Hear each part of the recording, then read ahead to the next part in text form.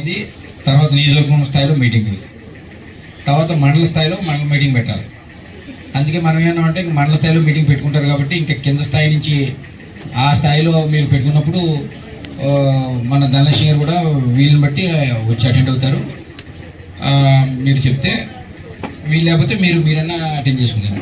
ఆ మండలంలో మీరు పెట్టుకున్నప్పుడు మన సర్పంచులు ఎంపీటీసీలు ఈ పంచాయతీ 4-5 మన ఇంపార్టెంట్ కార్యకర్తలు ఉంటారు. వాళ్ళతో పబ్లిక్ ఏం అవసరం లే, మన ఓన్లీ మన కేడర్తో మీ మండల లెవెల్లో మీరు మీటింగ్ పెట్టుకోవాలి.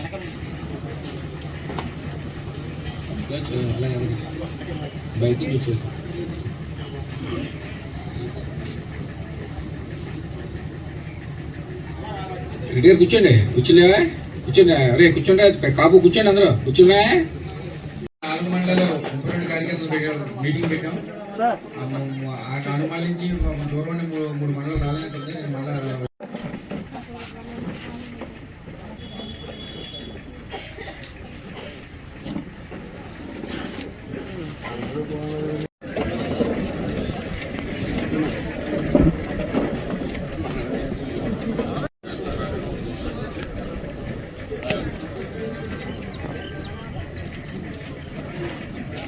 ఇక మనం పార్టీని గ్రామ స్థాయిలో ఒకటైతే క్లియర్గా చెప్పగలం, గెలుపుకోవటం సహజం.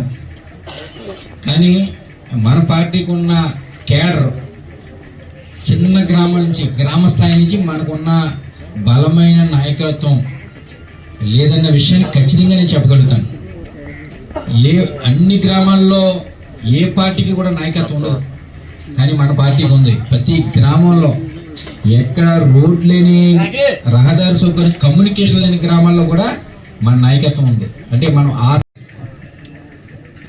సరే ఏమైతే జరిగింది గతం కథ, నాకెక్కడ కనిపించలేదు ఓడిపోతామని. ఓకే, నేనైతే ఏమైనా మన కళ్ళు ఎత్తి తెలియదు, మన కార్యకర్త కూడా ఎవరు కూడా ఎక్కడ కూడా అనలే ఇలా జరుగుద్దని.